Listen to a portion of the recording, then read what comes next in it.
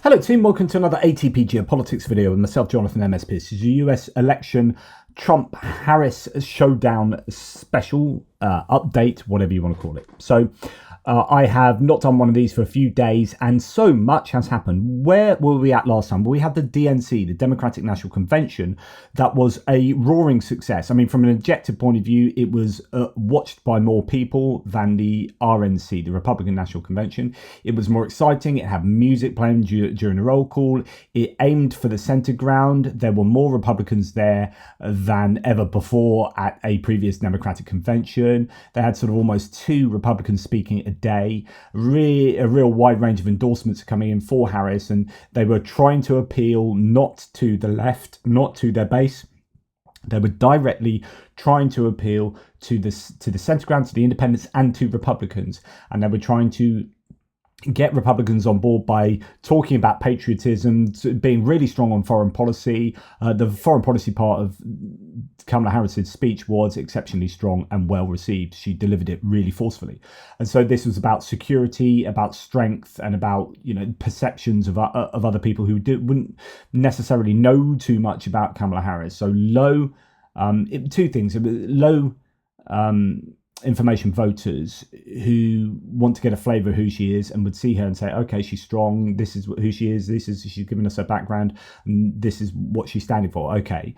But then you've also got a permission structure being given for Republicans who do know what she's like and who she is, but a permission structure for them to come over to the Democrats. And there were statements at the parts of the speeches from some of the Democrats at the convention that were really strong. I think it was Jeff Duncan, the Republican governor, who said, you don't have to be, you don't have to be a Democrat to vote for Harris.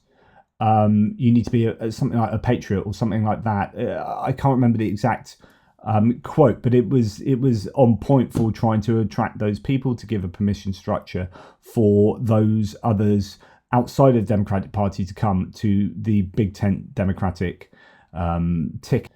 Yeah, that was it. I was right there. Let me be clear to my Republican friends at home watching. So Duncan was speaking to Republicans.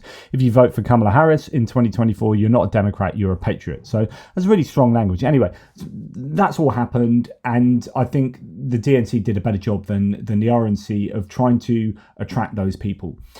Because that's what it's about. You got your base, so you need to do two things: enthuse your base, get all of your base to come out and vote, and then nix some of the other people, the independents and the other party. Okay. So now, what are both parties doing? Well, Trump is going around giving really kind of low energy speeches. I don't know what's going on. I think he's probably quite affected by what's going on in terms of the polls are not looking good for him.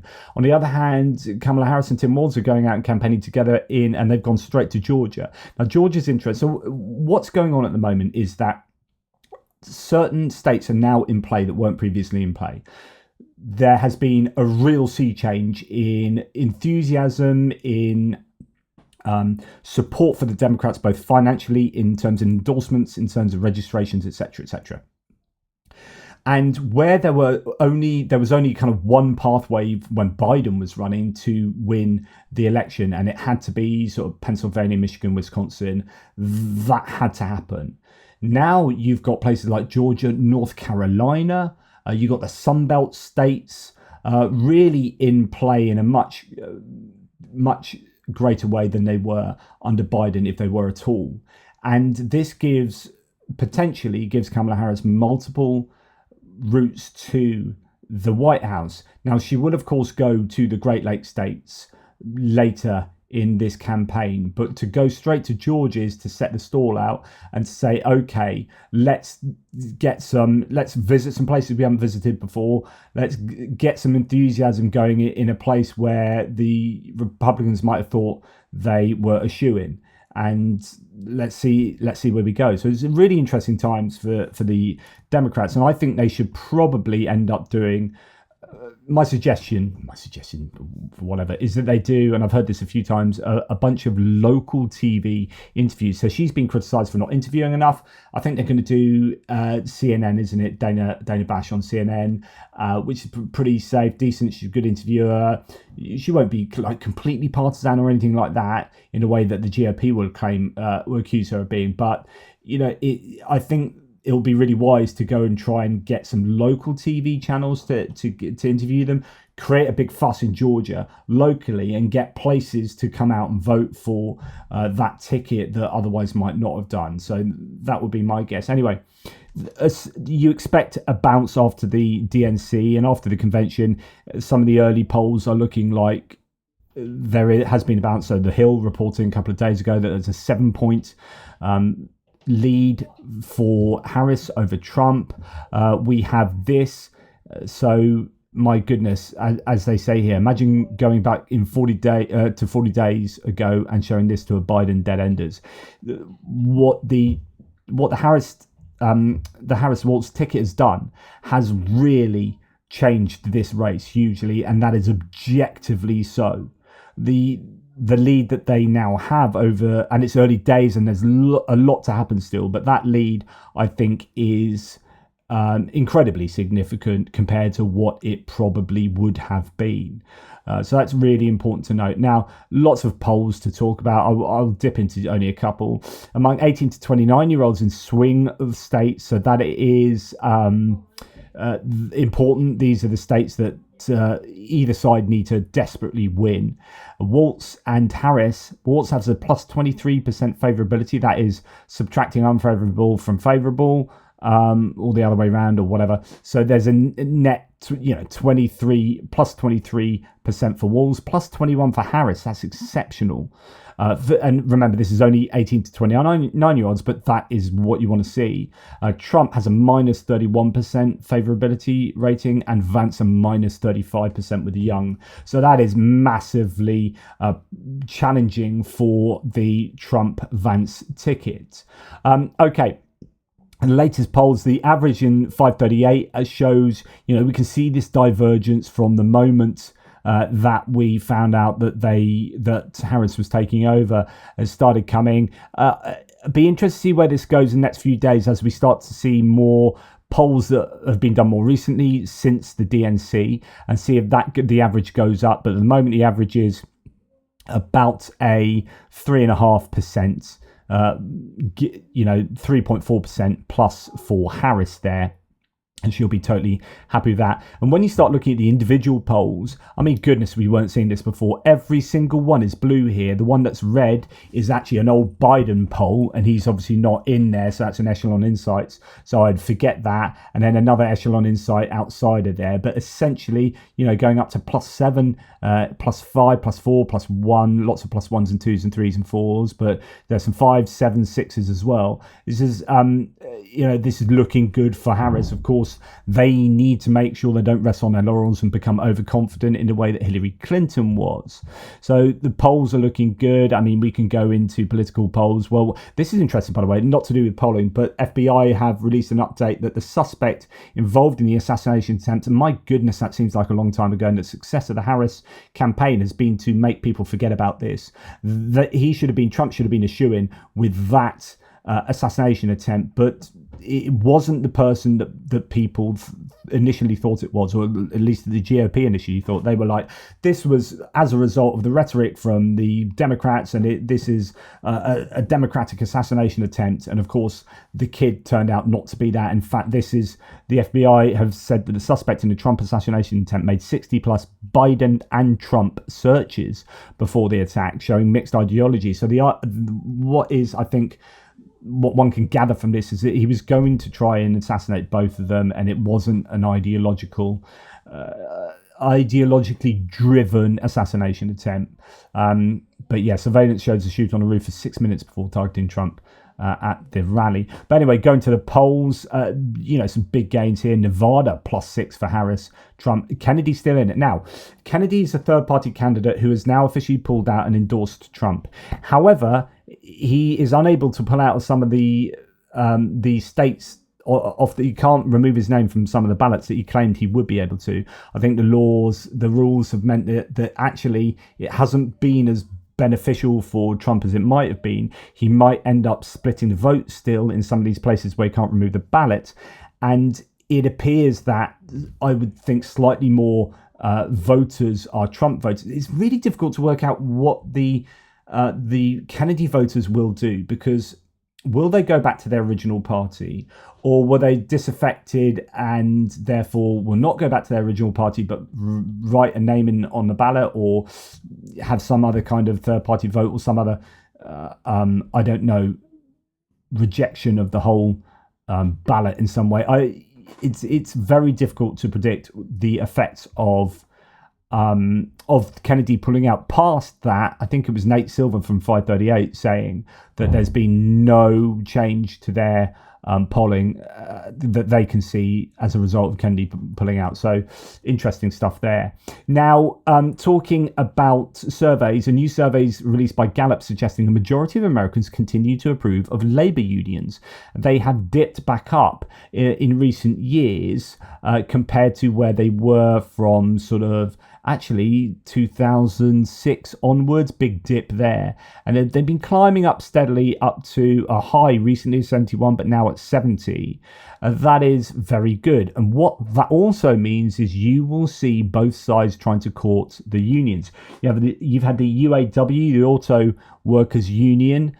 They have supported Harris and endorsed Harris. You've had the Teamsters, the guy in charge of the Teamsters at the RNC, the Republican National Convention.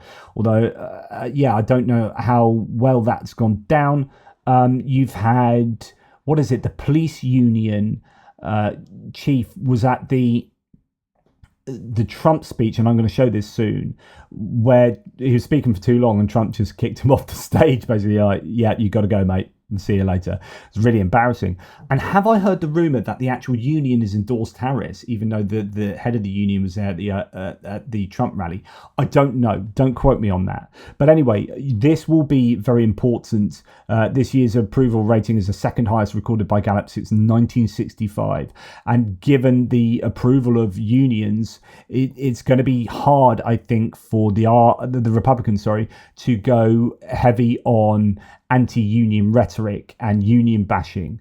So they need to play that one carefully. Right, and then just on top of that, Michael Bloomberg, who ran for president in the previous election, didn't he, just contributed $19 million in support for Kamala Harris. Kamala Harris has raised well over $500 million now. It's just blown the the Republicans out of the water. The question is, what is she going to do with that money? There's a lot of ad buys, I think $320 million worth of ad buys, where they're shoring up certain times and places ahead of certain moments of the next 80 days or so.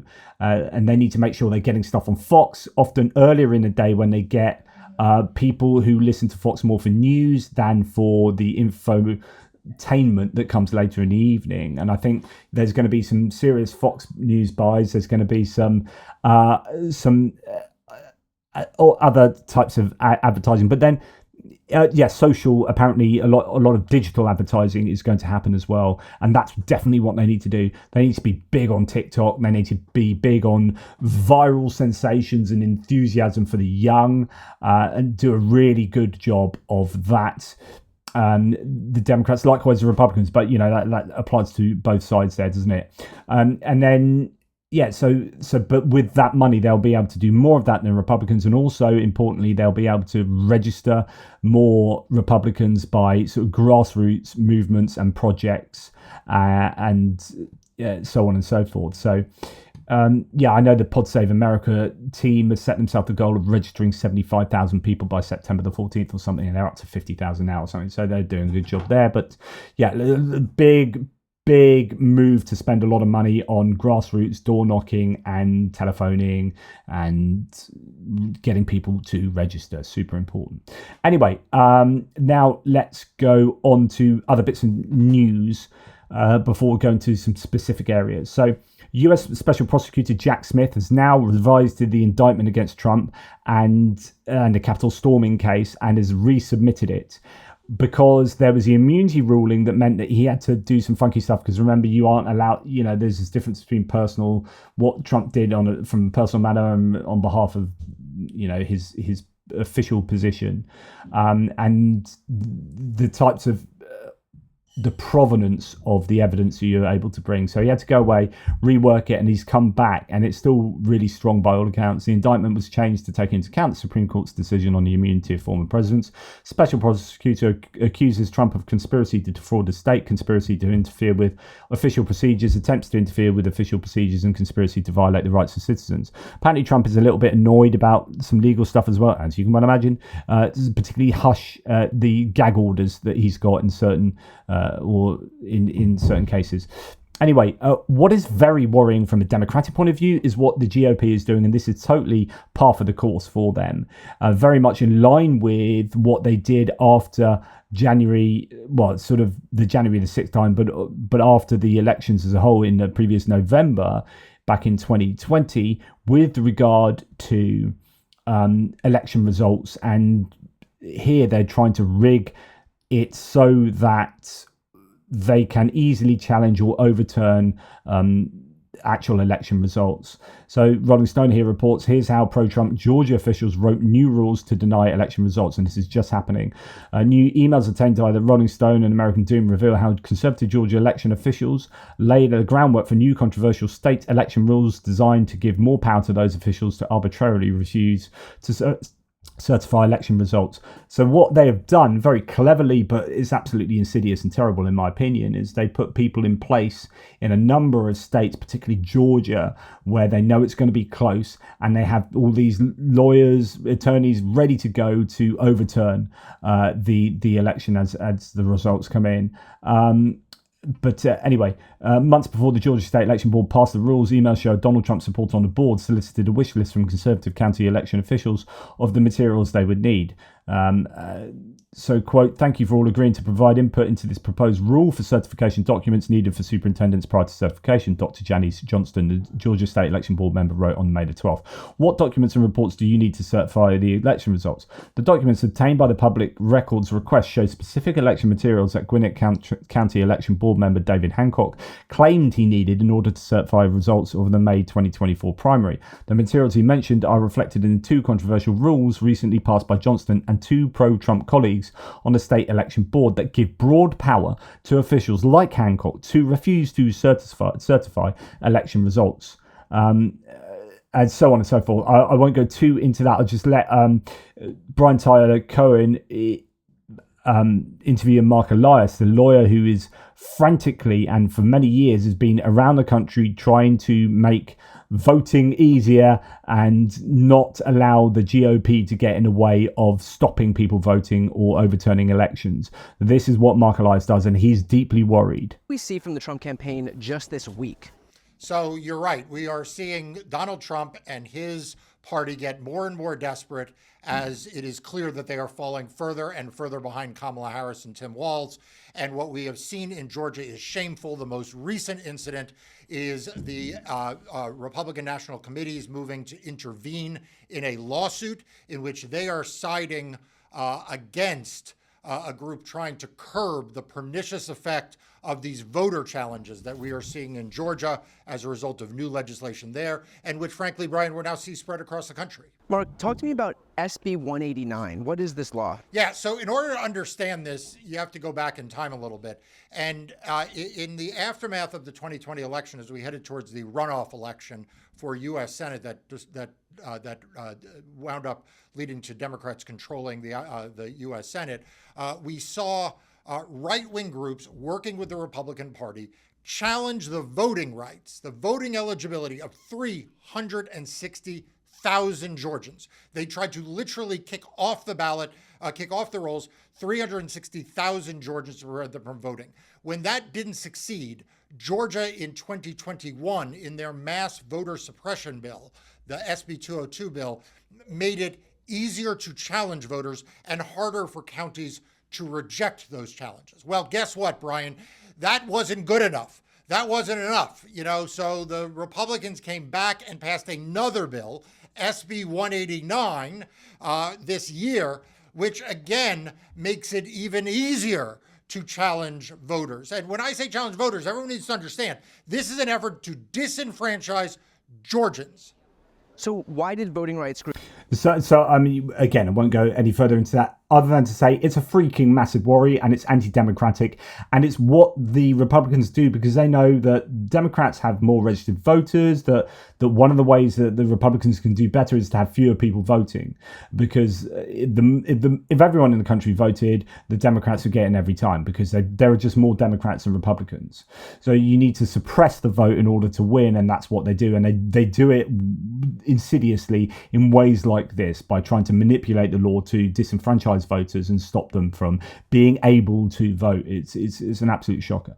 So what else has been happening? Well, good news for the US. I mean, good news for the US in general in terms of economic statistics that should allow the Harris-Walz platform to be solidly founded.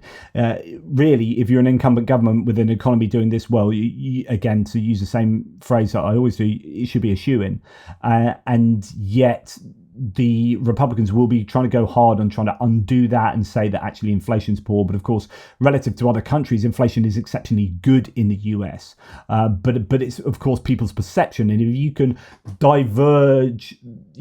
divert people's perception away from reality so that they think that they've got it bad and they've got it bad because of the Biden administration, then you've got a chance of getting Trump to win there. I am into data. So here's another one as well. The Department of Energy announced 2.5 million more barrels of oil have been bought for the Strategic Oil Reserve refill. This will keep the Strategic Reserve deliveries going through March 2025. The price is about $18 a barrel lower than the selling price of $95 from 2022's emergency sales.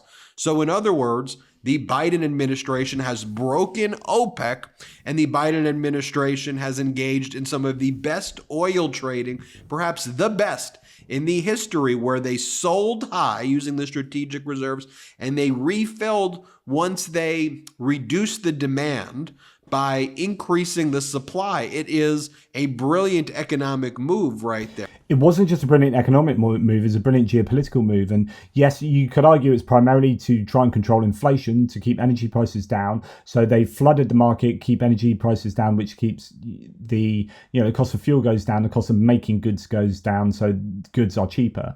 But also this is a time when Russia were trying to control the energy markets, and you had OPEC trying to cut production so that the price per barrel went up, and that would mean that profits were maximized for Russia.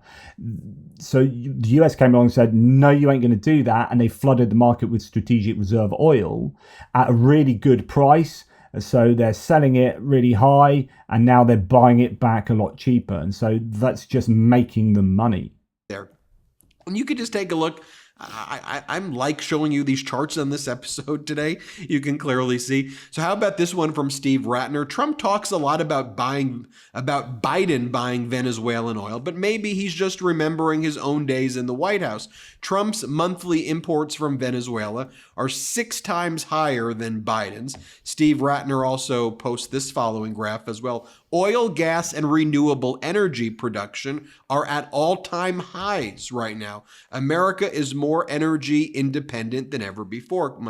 I really like Carl Quintanilla as well. And here he's quoting JP Morgan's data that says the U.S. has achieved U.S. energy independence for the first time in 40 years, while Europe and China compete for global energy resources right there.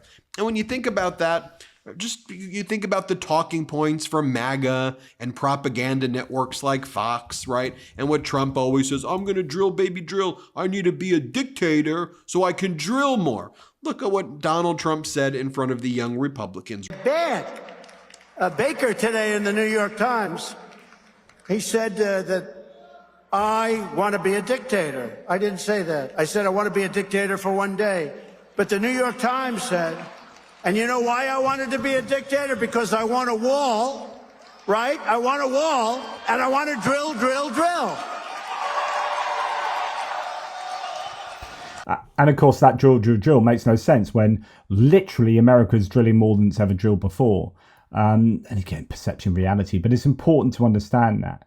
Now, going back to the police union chief, who was, you feel a bit sorry for him because Trump is horribly like kicking him off the stage, but I get a feeling the crowd have become a bit restless. It's been going on for too long. But this is Kamala Harris HQ saying Trump kicks veteran police officer off the stage for talking too long. Flowing into this country at an alarming rate, with only 5% being intercepted at the border. Okay. You got it. Folks, let me finish up here, please. This flowing into this country. So yeah, a bit restless, and then you got to go, and then he has to go straight to the end of his speech, and he's effectively kicked off the stage. It is a little bit embarrassing. Thing is, that wasn't the only time. So Carrie Lake, who's running for senator in Arizona, was kicked off as well. So the increasingly empathetic teleprompter messages to Carrie Lake on my new Roman Empire, says Southpaw here. So please get off stage. This is her talking, and these are the teleprompters in front of her. So sometimes you have these teleprompters up here, and these big screens down there, and it's like, please get off stage, Trump waiting is the next one. So she's told, what was that one previously, 5:35 and then 6:23, basically get off the stage, this is all about Trump, it ain't about you. Interesting there. Now Donald Trump just makes some weird claims. Here's another exceptionally dubious claim. Kamala Harris also lost, and this is impossible to believe. Yes, it is. Listen to this. Yes, it is. 325,000 migrant children are gone. They're missing. She allowed them to be trafficked into our country. Many of these children are now in sex slavery, or they're dead, probably mostly dead. Probably mostly dead. So he's saying that probably, let's say mostly is about, let's be charitable and say 180,000. 180,000 children are dead as a result of Biden's border policies or something like that. Migrant children. What are you talking? You can't just stand up there and talk absolute bollocks like this and just lie to the audience where you can. Will never see their homes or their parents again. They were swiped out of their homes. They were taken out of their homes. 300, this is a government number, 325,000 migrant children taken out of their homes, and they're mostly dead or in sex slavery. 25,000 children, sex slaves, or they're dead. Many are dead. Kamala Harris just absolutely blows my mind that you can just get away with saying that. Now, one of the big things that's happened, and most of you would have seen this, so I probably don't need to go through it, but it is insanely cringe. So JD Vance, they are properly regretting getting him as the VP for the Republicans. He is the most black hole of charisma candidate that you can ever think to have. He is just terrible, and you compare him to Tim Walz and it's chalk and cheese. What JD Vance did yesterday. Hey, how are you? Good. The zoo has come to town. I'm sorry, man. Okay, yeah. So the first thing is a woman like, I don't want to be on film. So what should happen is you go ahead to somewhere and you say, right, the VP is going to come here. Are you all okay to be on camera? Because we're going to come buy some donuts. And you get either, if you're not okay, then go and sit out the back and get someone who is okay, or we go to somewhere else. But I just don't think they've prepared this very well. And it's like, right, we're going in. I don't want to be on TV. And she's really not impressed. She's clearly not a Republican voter. And he's like, okay, yeah, she doesn't want to be on film, guys, so just cut her out or of ever anything. I appreciate it, blah, blah, blah. She doesn't want to be on film, guys, so just cut her out of anything. Appreciate that, man. I'm JD Vance. I'm running for vice president. Good to see you. Okay. So another brilliant one. I'm JD Vance running for vice president. Good to see you. Okay. She says, okay. And that's it. And it just gets worse and worse. Yep. Silence. Just a, random assortment of stuff here. How long have you worked here? I've been here since the beginning of July Okay. of this year. Okay. Good. How about you, sir? Almost 2 years. Okay. Good. How long is it? Everything. Just everything. Yeah. I mean, a lot of glazed here, some sprinkle stuff, some of these cinnamon rolls, just whatever makes sense. Just whatever makes sense. What do you mean whatever makes sense? Like, it all makes sense. It's stuff you put on donuts. But it's this idea that he's just, oh my God, this is so low, this is embarrassing. And his go-to question is, how long have you worked here? That's all he can think to say. He's asked 2 of them and he goes on doing it again. How long has this place been around? 4 years. About 4 years? Okay. How long have you been here? A little over 6 months. Okay, good. Silence. Yeah, it's, well, we selected this place. I didn't know if it had been here for 20 years or 4 years or, you never know. I don't know what to say to that. Like, my 13-year-old could do better. Well, 14 now. I've had birthdays today. Both of my 14-year-old twin boys could do better at talking to those people and make it more interesting for the news viewer than that. That was absolutely terrible. And it just shows that he is the wrong choice to enthuse. That's what he's like pretty much at rallies. And then you look at Tim Walz and you think, here's a wholesome human. Sorry to hold things up for you. We really came just to go to runs, and then we did a little rally up the side. No kidding. Amazing. Oh my gosh, I'm such a big fan. I'm from here, right here. I went to school at St. Charles. Did you really? Yes. Nebraska. It does. So I'm West Point. And then... So, but you can't really hear it. But he's talking like this is Nebraska, where Tim Walz is actually from originally. He's going back there, and the people are excited to see him. Okay, so that's a bit of a difference. But you kind of hopefully you try and plan that, and then it's what he says about just he's talking about not donuts here, but the rolls, talking about the bread consistencies. If you're from Nebraska, this is what you want to get if you go into a game, and it's just like this is so much more personable. Right. Yeah. Was there runs on that West Point? No. There's now. There is now. Really? Yes. Nice to meet you all. Sorry to disrupt your day. In case that we were not going to Nebraska without stopping and getting a run. No, and we're even taking some home. You're taking some back with us. I think it's the bread consistency. I mean, Making your own made every day? yeah, get this guy on TV for runs us. Thanks for the work you're doing. Of course. Matters. My pleasure. Appreciate it. Thanks, everybody. Pleasure to meet you all. Wow. And you miss a whole bit that actually they've cut that badly. That you miss a whole bit where he's like, if you're going to a ball game, this is what you want to get, and if you're doing this, he has a whole speech in it about like how these runs and rolls are what you need, and it's like, yeah, that's what you want to get a sense of like. He has something to say that is interesting. He's personable. He can talk to people. He shake their hands. They're excited to see him, which is interesting in itself. Does JD Vance generate that kind of excitement? And I don't think so. Even with people who are like proper pro-Republican, I don't think he'd generate that much excitement, and that's reflected by those favorability stats that we have seen. It gets worse for JD Vance. So today, this is a gift that keeps on giving.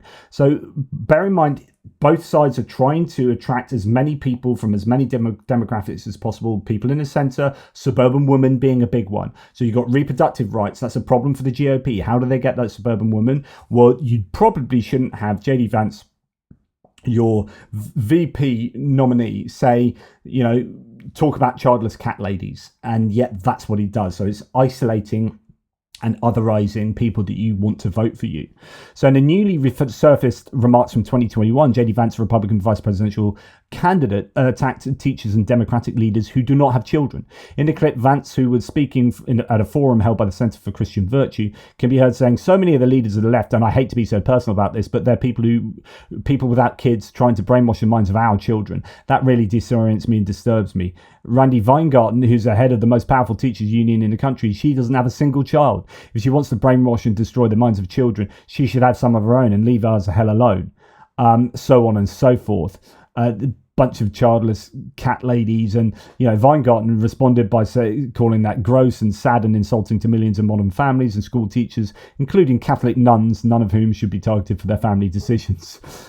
Ouch. Now, we're going to move on to endorsements. And what was really significant about the DNC is that there were loads of Republicans and loads of Democrats, obviously, but Democratic big hitters. So you had Joe Biden, you had Michelle Obama and Barack Obama, you had Hillary Clinton and Bill Clinton, big Democratic hitters. And I think that's in marked contrast to the Republicans. Bill Maher says, isn't it odd that the Republicans had no former presidents, vice presidents? There was no Mitt Romney at the RNC. So, you had Mike Pence is not endorsing Trump, and he was a VP of Trump. You've got 40 out of 44 of his administration are not endorsing him. All the people, his wife is barely endorsing him. She wouldn't give a speech at the RNC, and she wouldn't even kiss him. Refused to kiss him, and wouldn't be seen. Didn't sit next to him. Only sat in the crowd when he was on the stage. And so you've got all these people who, by rights, if Trump was the right candidate, should be the very people to endorse him and shout about how wonderful he is. What was it? Was it Esper or was it John Kelly that said something like, I can't think of a worse human being, or like some of the most damning indictments? So it's just really odd that at the RNC you didn't get Mitt Romney, you didn't get Bush, you didn't get Mike Pence. You got no previous big hitting Republicans. They've jumped ship. That's got to tell you something. Or they've gone to the Democratic convention themselves, Republicans in general.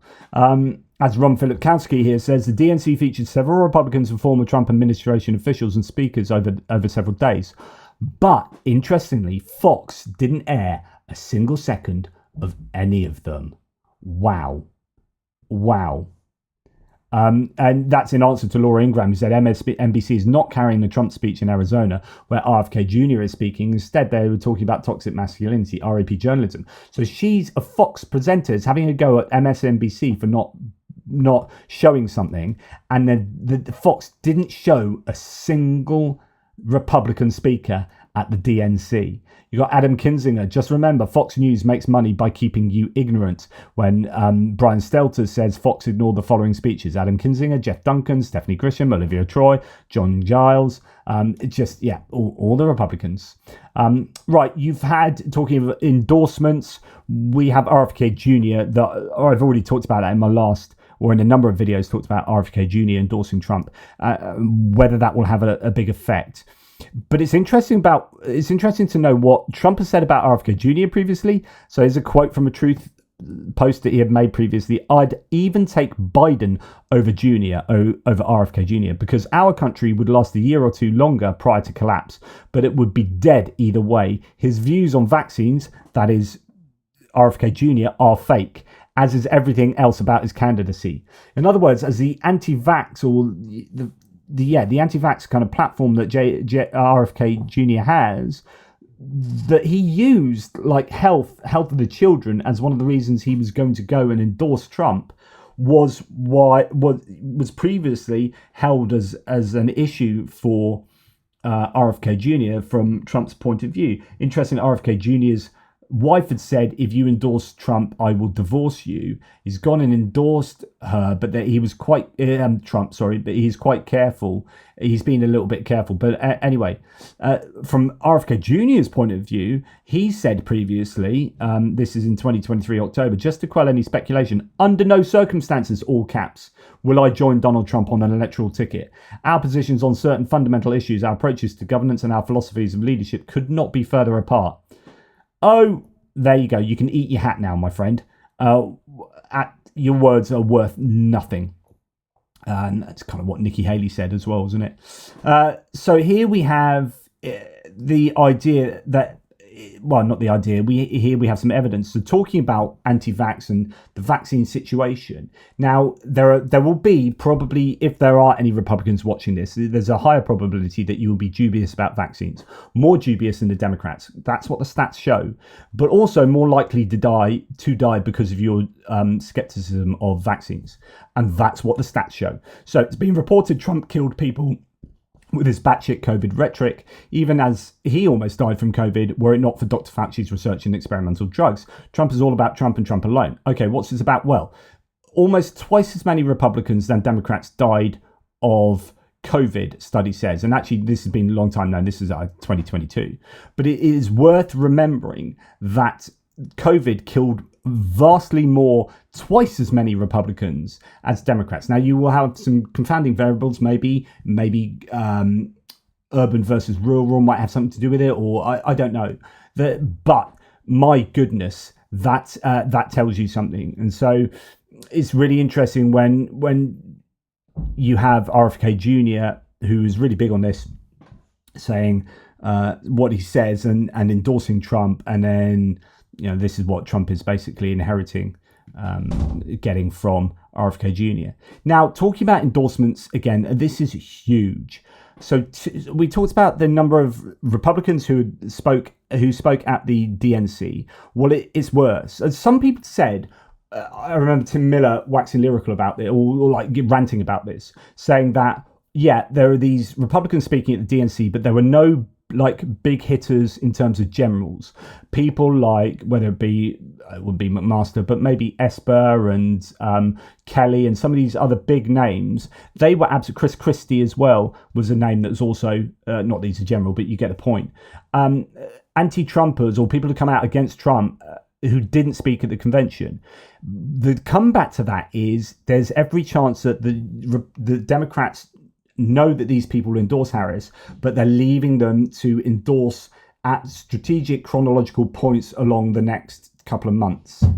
And that's sort of what we're already seeing. So 200 Bush, McCain, Romney alums endorsed Harris for the president and criticized Trump in a letter. This is absolutely incredible. So a letter from alums of the three Republican presidential nominees prior to former President Donald Trump comes on the heels of a Democratic National Convention last week that showcased Republican detractors of the GOP nominee. At least 5 former aides of the former President George H.W. Bush also signed a letter, which has 238 signatures in all. A similar group of about 150 anti-Trump former staffers of Bush, McCain and Romney pledged support for President Joe Biden in 2020 election. Quote, "We reunite today, joined by George H.W. Bush alumni to reinforce over our 2020 statements and for the first time jointly declare that we're voting for Vice President Kamala Harris and Governor Tim Walz this November," the letter reads. Of course, we have plenty of honest ideological disagreements with them, but that's to be expected. The alternative, however, is simply untenable. There's an awful lot of people there, big names on there. So we'll have to see if that makes any difference. You would hope that these people have contacts and family and friends and people they can influence. Here's one of those names that I almost mentioned earlier with Esper, Mark Esper. Here is the former FBI Director James Comey, once a longtime Republican, endorsed Kamala Harris for president. Kamala Harris, quote, "Kamala Harris made me feel like it's finally morning in America. Everyone who cares about the rule of law and America's indispensable role in the world should vote for Harris and Walz. I will." So there's one. And I think you're going to see these every so often just come to the fore. And it'll just be another gut punch for the Republicans. And of course, they couldn't muster getting their own people to the RNC, let alone getting Democrats there. You've had Tulsi Gabbard recently, but she's not been a Democrat since 2022. Okay. One of these Republicans was Stephanie Grisham, and she has some interesting stuff to say. In fact, we'll go first to Anthony Scaramucci to talk about it. Thing to say, but if you caught it at 7 o'clock, Stephanie Grisham, a friend of mine, who was also a former communications director and press secretary and communications director for the First Lady, Melania Trump, gave a 6-minute speech at 7 p.m. Powerful. talking about the coldness of the Trump family and talking about his derisiveness towards his supporters and talking about how cold they were. And then, I don't know if they showed this there, but they put up a text message chain. The text messages, amazing. Yeah, and it was very, very cold, and it was very indicative. It was the text message that she had sent to Melania on January the 6th saying, do you want to send out a tweet saying it's time for peaceful protest, that's the law of the land, etc. And Melania just set back one word, no. Yeah. And so I just want to point that out to everybody. So you have Stephanie, who worked for the family, is in still distress about having worked for the family, made a very big, in my opinion, courageous decision to speak out and explain why he is not in the best interest of America or the world. That's a very tough thing for her to do. And I applaud her and admire her. And then you get Doug Emhoff. And he's painting this picture of that's a warmer husband family. of Kamala Harris. You know the chemistry is very good with him and the vice president. And I saw that 6 years ago when they were 4 years into their marriage. And they have put the fun in the word dysfunctional catty K. Maybe the Scaramucci's aren't as good at it as the Emhoffs or the catty Ks of the world, but they have done it, okay? And it's very admirable. And so the question is, how is that going to cross over to votes? And that's always a question. So as good as the DNC was and as well crafted as it was in putting Stephanie Grisham and juxtaposing her with the warmth of Doug Emhoff and say, not her, but what she says about the Trump family with what Doug Emhoff is saying about Kamala Harris and the warmth of love that they have and the blended families and the unity that they are calling for. Does that translate and that contrast with the RNC into votes for the Democrats and fewer votes for the GOP? We shall see. This is Stephanie Grisham. I wasn't just a Trump supporter. I was a true believer. I was one of his closest advisors. The Trump family became my family. I spent Easter, Thanksgiving, Christmas, and New Year's all at Mar-a-Lago. I saw him when the cameras were off. Behind closed doors, Trump mocks his supporters. He calls them basement dwellers. Basement dwellers. That's what Trump calls his supporters. On a hospital visit one time when people were dying in the ICU, he was mad that the cameras were not watching him. And we'll come to that in terms of the cemetery debacle that's just taken place. He has no empathy, no morals, and no fidelity to the truth. He used to tell me, "It doesn't matter what you say, Stephanie. Say it enough and people will believe you." But it does matter. Is that not Goebbels saying that? What you says matter, and what you don't say matters. On January 6th, I asked Melania if we could at least tweet that while peaceful protest is the right of every American, there's no place for lawlessness or violence. She replied with one word, no. I became the first senior staffer to resign that day. I couldn't be part of the insanity any longer. And I think that is really strong and powerful. And she goes on, the rest is all good, very short, which is great. Okay, moving on to the debate and whether it's going to happen or not. So we've had, it is going to happen, it is going to happen. Trump was talking about saying that he's not going to do it and then saying he would do it for Fox. He didn't want to do it ABC and Stephanopoulos, although he calls him by a silly name. Harris' campaign just issued a powerful statement in response to Trump's attempt to back out the ABC debate.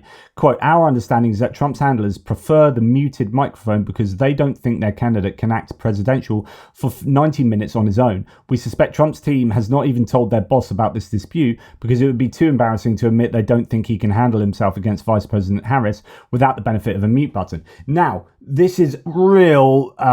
This is a real jab at Trump and his team, but it's actually true. So what seems to be happening is that the Trump team want the debate to go ahead if it has the same arrangement as the CNN debate, which is not what was arranged. CNN debate was one that was muted microphones and very, no fact checking and so on and so forth. And what that was supposed to do is stop Trump from talking over his opposition. but essentially stopping Trump showing himself for what he is, and he would just lose the plot. Now, what his team clearly want to do is to actually have that in place again, because they think he won't be able to control himself. Now, this is actually what Trump has said himself about this. Monday. Would you want the microphones muted in the debate whenever you're not speaking? We agreed to the same rules. I don't know. It doesn't matter to me. I'd rather have it probably on, but the agreement was that it would be the same. This is like, listen to what he says. I'd rather probably have it on, and that's probably true. He probably would rather have it on. So actually, it is his team that wants him not to have it. As it was last time. In that case, it was muted. I didn't like it the last time, but it worked out fine. Ask Biden how it worked out. It was fine. And I think it should be the same. We agreed to the same rules. Same rules and same specifications. And I think that's probably what it should be. But they're trying to change it. The truth is they're trying to get out of it because she doesn't want to debate. But it's not like they're not trying to get out of it. It's his, I think it's Trump's own team is worried about how it's going to go. Lots of people are worried about this debate from the Trump point of view. Actually, there will be a lot of pressure. And so if Harris doesn't do really well, then there's almost like way more pressure on her than him. So yeah, interesting. She's not a good debater. She's not a smart person. She doesn't want to debate. On message. But yeah, so there you go. Interesting that, yeah, so it looks like it probably will go ahead. And they go on to talk about in Pod Save America in this podcast that actually is probably one of these situations where it's in both of their interests to do the debate. They both stand to win from it, and so therefore it probably will happen.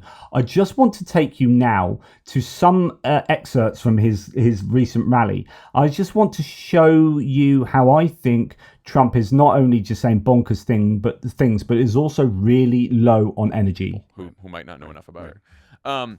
So regardless of what happens with the debate, the Trump campaign's telling reporters they're launching a new strategy for the fall.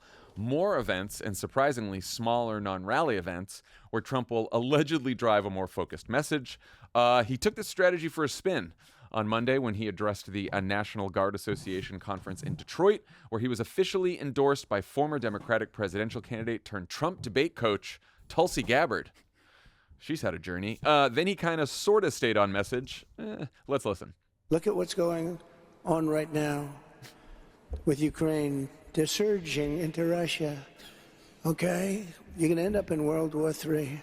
Kamala Harris is letting terrorists come into our country at record numbers and letting jihadists pour into our homeland by the thousands and thousands and thousands. Can't do Just like, I would be, this is really dull. Like, he's talking about stuff that he should be geeing people up, but he seems to have lost the spark. And I'm, I can't be the only, like, there must be Republicans thinking this as well. And there are now videos coming out, people yawning in fact, the Harris team has done a montage of that, or no, it might be Lincoln Project or the Psychopath PAC that's done that. But anyway, this is just low energy stuff. Kamala Harris and Tim Walz are promising the exact opposite. They want endless war, open borders, voting rights, and free health care for illegal aliens, Soviet-style price controls, censorship, unlimited migration from terrorist hotspots. Does the new strategy involve horse tranquilizer? Yeah, that's weird. I mean, also, like, your boss likes one thing, big rallies and crowd events. And you're going to say, actually, we're taking your toy away. You're doing small events now. That's not going to go well. This reminds me a little bit of 2008 when McCain picks Sarah Palin and Sarah Palin starts having these big rallies. And their message about Obama was he's the biggest celebrity in the world and all he can do is do these big rallies. And so then we decided as a campaign to like have Obama do these smaller events. Stupid. And then I remember one day there was this split screen where Barack Obama, who could command these like huge crowds, was like in a library with kids, and he was like reading to kids like George W. Bush, my Pet Goat style. Yeah. 9/11. And so there's Obama with this small little crowd, and he's sort of trying to do like an early childhood education message. And then there's Sarah Palin with this huge fucking crowd. It's like, no, we can't do that. Fix this right That's now. the whole point. No. Yeah, so if Trump's going down the smaller crowd route for whatever reason, then he's probably not going to like that at all. But he's saying these bonkers things. That bit that you heard a little bit about, like Ukraine and Russia, it was just a really bizarre bit that he said. He keeps talking about how he's going to solve World War III and only he can promise that. And here's another similar one at a different speaking point. The results of the election have been different. That'd be nice. You wouldn't have the Ukrainian situation with Russia. You would not have had an attack on Israel, which was so horrible. You would not have had inflation. You wouldn't have China talking about. So you wouldn't have had global inflation if Trump had been in charge. You wouldn't have had Hamas attacking Israel. You wouldn't have had Putin invading Ukraine. Like, none of these things would have happened if Trump was president. Sure thing, mate. Sure thing. Taiwan, you wouldn't have any of the problems that we have today. And you certainly had a broke Iran, and now you have a very rich Iran. Iran was broke when I left. They had no money to give to Hamas. They had no money to give. And you pulled out the Iran nuclear deal. And anyway, yeah, it's just... it beggars belief that he could genuinely believe that kind of stuff. So anyway, there will be a debate at some point, I think, on ABC. And whether it will have muted microphones or not, I guess, is what's to be worked out. But talking about his speeches and low energy or like nonsensical or driveled speeches, just check this nonsense out. Biggest risk today, when I hear these poor fools talking about global warming, they don't call it that anymore. They call it climate change because, some parts of the planet are cooling and warming. It didn't work. That's the most sensible thing he said, and he does say. So they finally got it right. They call it, they just call it climate change. They used to call it global warming. Years ago, they used to call it global cooling. In the 1920s, they thought the planet was going to freeze. Now they think the planet's going to burn up. And we're still waiting for the 12 years. We're down almost to the end of the 12-year period. You understand that, where these lunatics that know nothing, they weren't even good students at school. They didn't even study it. They said... So he's talking about the IPCC scientists and generally climate scientists all around the world that are doing day in, day out, doing this. It's their job. They got PhDs, but apparently they didn't even go to school, these people. They don't know what they're talking about. But he knows, Trump knows, but these experts with requisite knowledge, they don't know. Know nothing. They weren't even good students at school. They didn't even study it. What, you are just lying. And this is what really irritates me about Trump at the moment. He's just talking bollocks and getting away with it. Rather than that guy he's speaking to saying, actually, can you say that, Mr. Trump? Can you really say that those people are stupid? They didn't get good grades at school. How do you know what grades they got? Who are these people? Can you name them? I'd be sitting there calling that out. I'm not going on until you retract what you've just said or you justify it with evidence, mate. And if I never interview you again because you spit the dummy, then so be it, my friend. But I can't let you get away with lying to the audience. They said, we have 12 years to live. And people didn't have babies because they said, we only have another. No, it's so crazy. But the problem isn't the fact that the oceans in 500 years will raise a quarter of an inch. The problem is nuclear weapons. It's nuclear warming. These poor fools talk about global warming all the time. The planet's going to global warm to a point where the oceans will rise an eighth of an inch in 355 years. They have no idea what's going to happen to weather. Okay, Trump. Okay, buddy. Right, as my children say. And the last thing we're going to deal with is this big bit of news that's come out. So this comes down to this photo op at a grave of someone who has died in a military cemetery. And he gives the old thumbs up. He gives a thumbs up, a big smiling, hey, yeah, check me out. So he gets into trouble, but not just for this. So Trump today with a thumbs up at the grave of a soldier, disgraceful. And then Jane Kiev here says, Arlington National Cemetery provided the following statement to NPR. Quote, federal law prohibits political campaign or election related activities within Army national military cemeteries, including photographers, content creators, or any other persons attending for purposes or in direct support of a partisan political candidate's campaign. Arlington National Cemetery reinforced and widely shared this law and its prohibitions with all participants. We can confirm there was an incident and a report was filed. So what actually happened is there was an altercation as well, where the cemetery tried to stop this happening. So Trump staffers reported over altercation at Arlington Cemetery during photo op. Officials of the Arlington National Cemetery have filed a report over the behavior of members of Trump's campaign staff who reportedly shoved and verbally abused an employee during a crass photo opportunity for a Republican presidential candidate. The officials confirmed that a confrontation took place at the Virginia Cemetery on Monday, and the former president participated in a wreath-laying ceremony for 13 servicemen and a woman killed in a 2021 suicide bomb attack in Kabul. In a statement, Arlington acknowledged one of its representatives became involved in the altercations with two Trump staffers, telling them that only cemetery representatives were allowed to take video and photographs in Section 60, an area where recent US casualties, mostly from Iraq and Afghanistan, are buried. And then you have that quote that that I've just read to you. The staffers verbally abused and pushed the official aside, and that's a direct quote, as a person attempted to prevent them accompanying Trump into the section, according to NPR, which first published the allegation on Tuesday night. Following the wreath-laying, photographs from his visit showed Trump grinning and flashing a thumbs-up sign as he stood at the graves of several of the fallen military members, imagery that drew swift rebuke. Quote, "The hallowed grounds of Arlington National Cemetery are the final resting place of our American heroes. Trump defiled Arlington National Cemetery by doing a crass campaign stunt over the grave of the dead hero, and his campaign staff acted like bullies," the Democratic California Congressman Ted Lieu posted on X.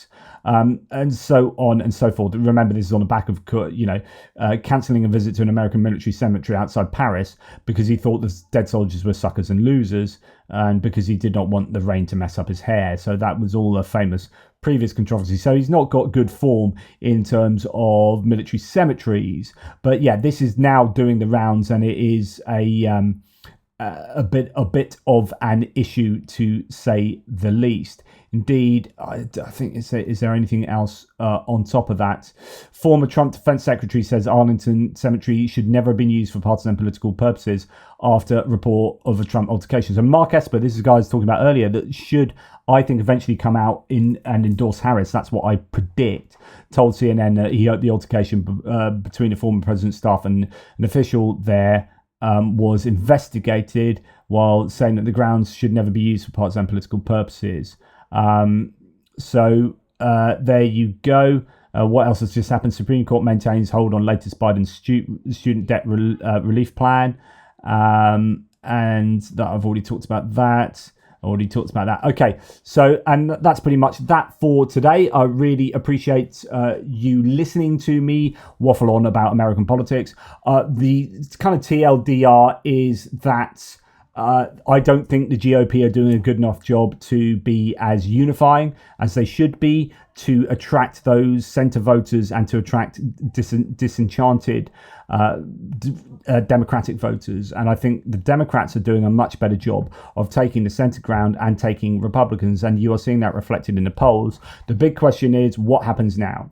So where does each team go, and how do they strategize? Is Trump's strategy for campaigning, does he get high enthusiasm, high electricity and energy rallies to enthuse the base, and does he say things that are going to get the middle ground, center ground? Does he try and attract suburban women back to the fold? Like, what are the chances of Trump regaining those losses in the polling that we have seen?